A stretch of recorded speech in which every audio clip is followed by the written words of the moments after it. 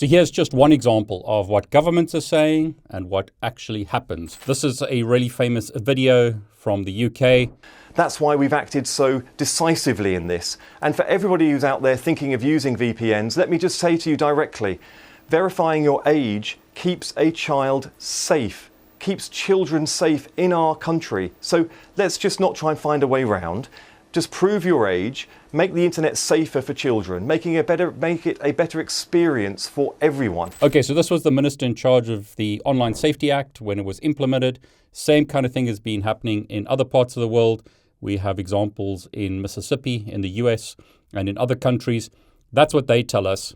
Keep children safe. But this is from the EFF. Age verification is a windfall for big tech and a death sentence for smaller platforms. If you live in Mississippi, you may have noticed that you can no longer log into your Blue Sky or Dreamwidth accounts from within the state.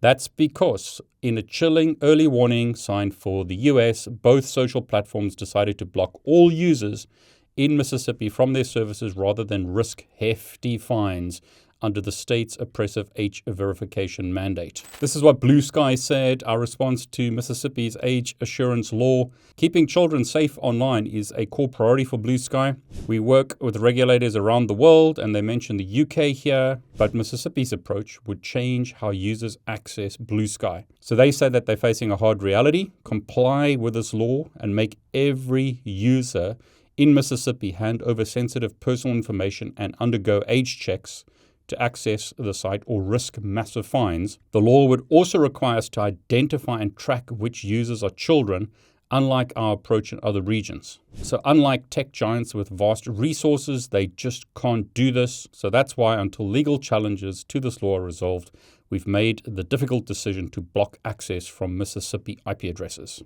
Companies will either shut down or they're simply going to block you from accessing their websites if you come from certain parts of the world because of this overregulation of governments. The EFF has opposed this law from the start, arguing consistently and constantly that it violates all internet users' First Amendment rights, seriously risks our privacy, and forces platforms to implement invasive surveillance systems that ruin our anonymity. Lawmakers often sell age verification mandates as a silver bullet for big tech's harms, but in practice, these laws do nothing to rein in the tech giants. Instead, they end up crushing smaller platforms that can't absorb the exorbitant costs, and there's the problem. This is just one more example of why this age verification stuff that's happening around the world is a bad idea.